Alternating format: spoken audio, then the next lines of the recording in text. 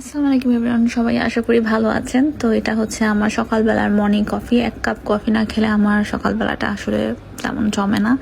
তারপরে চলে যাই আমি আমার মেয়ের কাছে। এই তো ঘুম থেকে উঠাচ্ছি, আর ওকে তো ঘুম থেকে উঠানো মানে হচ্ছে অনেক আদর করে ঘুম থেকে উঠাতে হবে। এরপর ওকে খাওয়ানোর পর এই যে এতগুলা বাজার, এখন বাজার সব কিছু গুছিয়ে গাছে দুপুরে রান্না করছি। ব্রেকফাস্ট তো করা শেষ, ওটা আর শ্যুট করা হয় নাই। তো এই তো আমি মাছ রান্না করেছি, মাছ, তারপরে হচ্ছে শাক। এই তো লাঞ্চ শেষ হলো। আর এটা হচ্ছে আমরা বিকালের খাবার করছিলাম। তো আমার বাসায় নুসাইবা আব্বু আমার হাতের স্যান্ডউইচ ফ্রেঞ্চ ফ্রাই খুব পছন্দ করে।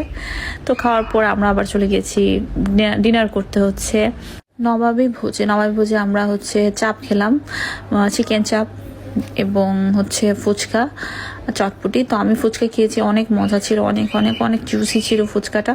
তো খাওয়া দাওয়া শেষ হয়ে চলে যাচ্ছি হচ্ছে বাড়ির পথে।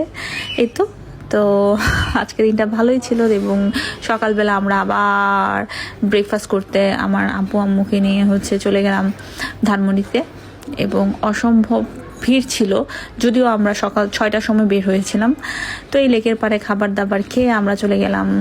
তো আব্বুর বাসায় আব্বু অনেক কিছু অ্যারেঞ্জ করেছে, আর বিকালবেলা আব্বু আমাদের পিৎজা খাওয়ালো।